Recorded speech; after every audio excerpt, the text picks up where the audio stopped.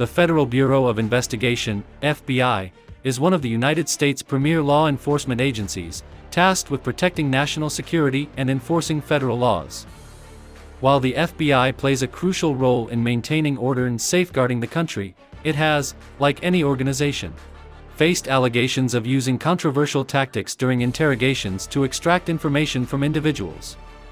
It is important to note that the FBI operates within a framework of legal guidelines and regulations, and many of these tactics are employed within the boundaries of the law. However, some critics argue that these tactics can sometimes cross ethical boundaries. In this video, we will explore 5 tactics that have been controversially associated with the FBI's interrogation methods. Starting from number 5, we have minimization and maximization. In the FBI's arsenal of tactics, minimization and maximization are techniques used to manipulate a suspect's perception of their situation. Interrogators might minimize the perceived seriousness of the alleged offense to make the suspect believe that cooperation will lead to leniency. They may say things like, "It's not that big of a deal," or "We just want to hear your side of the story." On the flip side, interrogators can exaggerate the potential consequences of not cooperating. They might tell the suspect that they could face the maximum penalty, spend the rest of their life in prison, or never see their family again. Minimization and maximization are aimed at manipulating the suspect's perception of risk and reward, pushing them towards confession. Critics argue that these tactics can lead to coerced and unreliable statements. The number 4 is exhaustion and lengthy questioning. Interrogations conducted by the FBI can be prolonged, sometimes spanning many hours or even days. This extended duration serves several purposes. Suspects are kept awake for long periods, which can lead to physical and mental exhaustion. This exhaustion can weaken their resolve and decision-making abilities. The relentless questioning and pressure to answer can become overwhelming.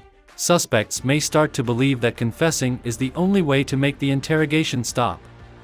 Over time, the suspect's perception of time and reality can become skewed. This can make them more susceptible to the suggestions and pressures of interrogators. While lengthy interrogations are a legitimate tool in many investigations, they raise concerns about the potential for false confessions and violations of a suspect's rights. Number 3. Good cop, bad cop. The good cop, bad cop routine is a classic interrogation technique used not only by the FBI but by law enforcement agencies worldwide.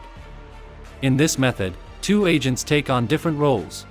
One agent adopts an aggressive and confrontational demeanor, creating an atmosphere of fear and intimidation. This agent may accuse the suspect, raise their voice, and make threats. The other agent plays the sympathetic and understanding role. They may offer support, express concern for the suspect's well-being, and suggest that cooperation will lead to a better outcome. The goal of this tactic is to create emotional confusion in the suspect. The bad cop instills fear and a desire to escape the harsh treatment, while the good cop offers an apparent path to safety through cooperation.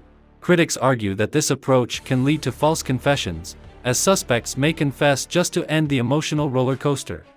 The second one is isolation, a lonely path to cooperation. Isolation is another tactic employed by the FBI during interrogations.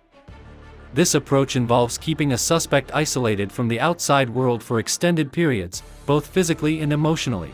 Being cut off from friends, family, and legal counsel can lead to feelings of loneliness, anxiety, and vulnerability.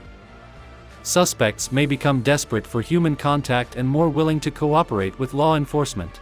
Extended isolation can lead to mental stress, confusion, and disorientation. Suspects may feel overwhelmed and may be more likely to provide information simply to end their isolation.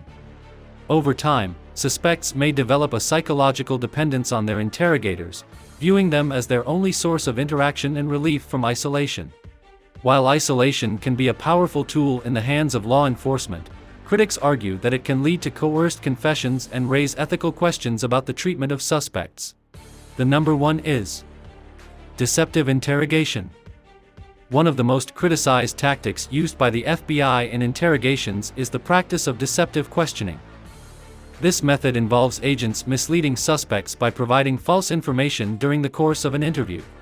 FBI agents may present fabricated evidence to a suspect to convince them that their guilt is apparent. For example, they might claim to have fingerprints, DNA, or witness statements that link the suspect to a crime, even if no such evidence exists. Agents may invent witnesses who allegedly saw the suspect commit the crime.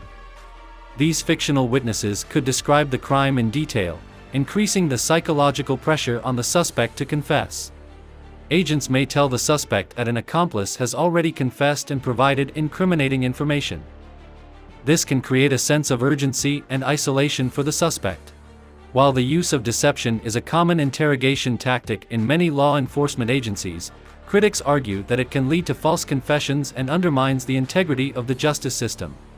Interrogation is a complex and contentious aspect of law enforcement, with the FBI and other agencies facing scrutiny over their methods.